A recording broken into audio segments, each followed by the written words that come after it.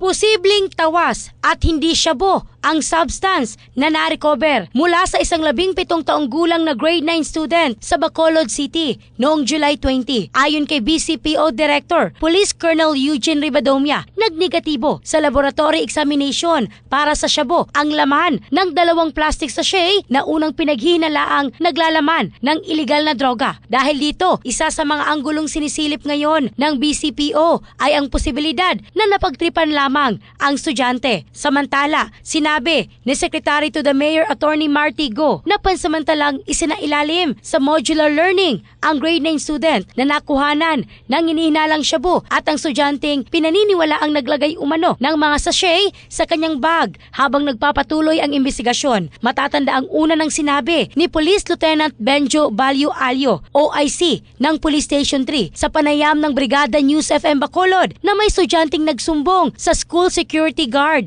na umano'y may baril sa bag ng minor de edad. Ngunit sa halip na baril, 2 sachet ng hinihinalang shabu ang nakita sa loob ng bag, kaya't agad na ipagbigay alam ang insidente sa pulisya. Ayon naman sa ina ng binatilyo, iniwan umano ng kanyang anak ang bag habang naglalaro ng basketball at labis ang pag-iyak nito matapos ang insidente. Patuloy naman ang masusing investigasyon at koordinasyon ng mga otoridad. In the heart of changing lives, ako si Michelle Craste ng Brigada News Philippines, the Music and News Authority.